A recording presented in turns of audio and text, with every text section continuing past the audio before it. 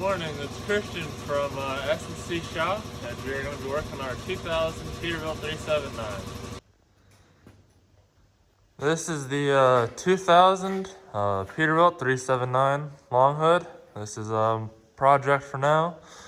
As you can see, got no engine, no transmission. Already started taking all the parts off the sides, sandblasting the frame.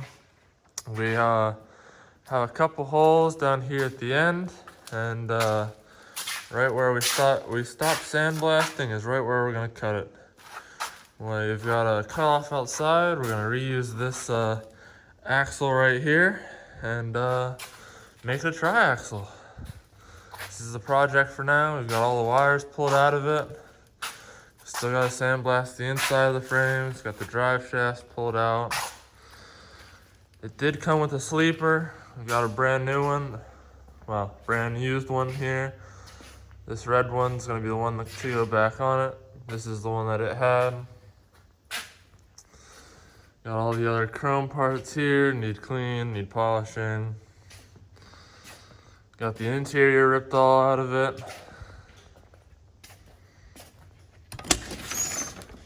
Got a lot of work in here to do. Need a new window over on that side.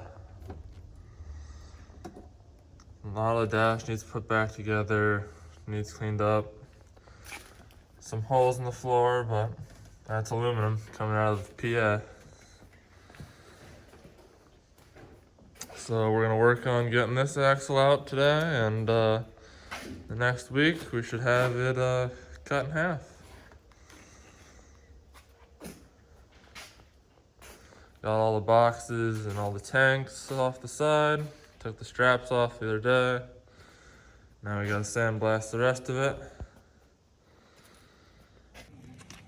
After a long days of work, we got the axle out. Now it's all sitting on one.